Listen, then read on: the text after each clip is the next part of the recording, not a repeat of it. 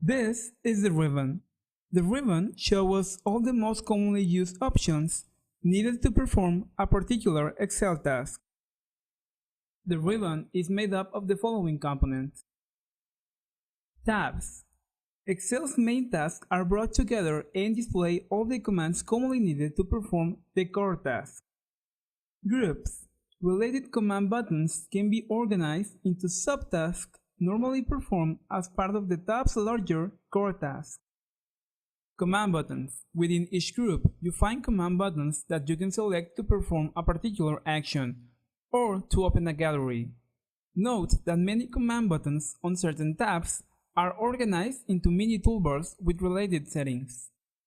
The dialog box launcher. This button is located in the lower right corner of certain groups and opens a dialog box containing a bunch of additional options you can select.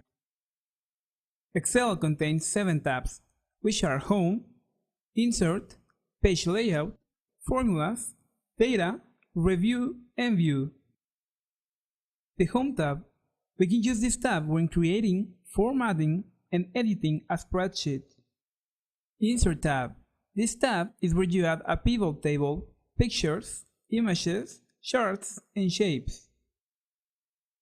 The Page Layout tab is all about getting your worksheet ready for printing. You can tweak margins, paper orientation, and other page settings like reordering graphics on the sheet. The Formulas tab. We use this tab when adding formulas and functions to a worksheet, or checking a worksheet for formula errors. The Data tab lets you get information from an outside data source like a heavy-duty database, so you can analyze it in Excel. It includes tools for dealing with large amounts of information like sorting, filtering, and subgrouping data.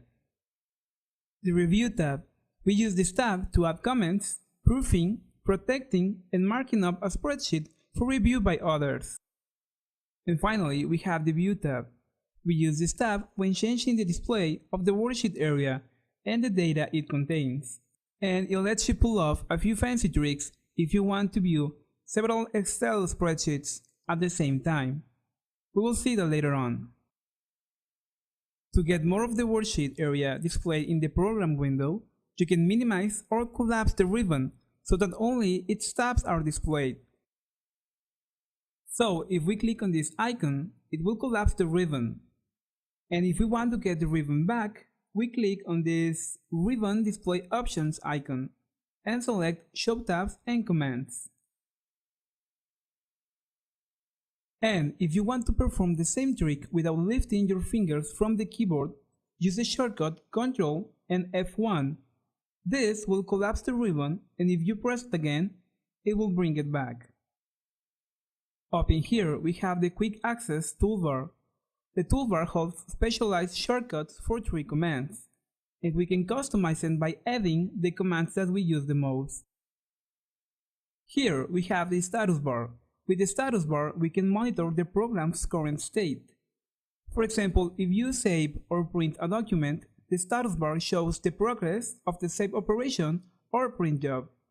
The zoom slider is next to the view buttons. One way to make Excel easier to work with is to change the program's zoom level. So, click the zoom in control to make your Windows content 10% larger per click. Or click the zoom out control to make your Windows content 10% smaller per click. Or you can just drag the zoom slider control to the left to zoom out, or to the right to zoom in.